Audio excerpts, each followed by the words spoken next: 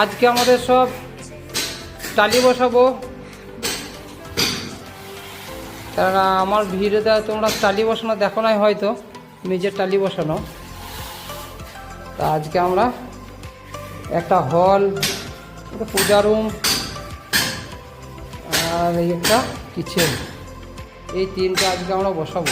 আমাদের টালি বসানো স্টার্ট হচ্ছে।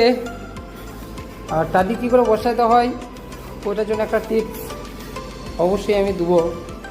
আর এইরকম এইটা যেটা ফিক্স হবে আর কি, আর এইদিকে একটা সুতো বেঁধে নিতে হবে। এটা হল, কিন্তু যেহেতু হল থেকে বসাইতে হয় তারপর চালাতে হয়, কিন্তু হল থেকে বসাতে গেলে এই দিকটাও একটু ঝামেলা হবে, মানে যাওয়ার রাস্তা নাই, ওই কারণে এরকম একটা সুতো বেঁধে নিতে হবে।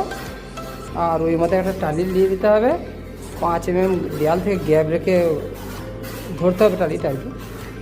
আর যেটা এটা বসাবে ওটাও এখান থেকে 5 mm গ্যাপ করে বসাতে হবে, দিয়ে সুতো ধরে ঠিক করে দিতে হবে। এইটাই হচ্ছে প্রসেস। তাও দেখাচ্ছি।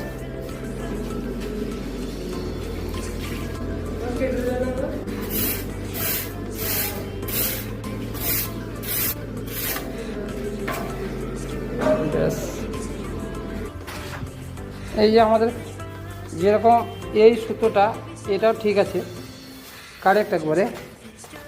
এই যে এই সুতোটা সেম ওই চলে গিয়েছে।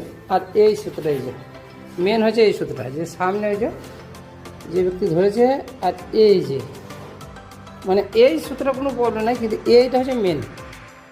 এই সুতোটা দেখতে হবে যে সামনে ওই পাশে যেরকম 5 mm যেটা গ্যাপ, ওইটা এটাও ওইভাবেই গ্যাপ দিতে হবে, দিয়ে এইরকম খালি সুতোটা ধরা।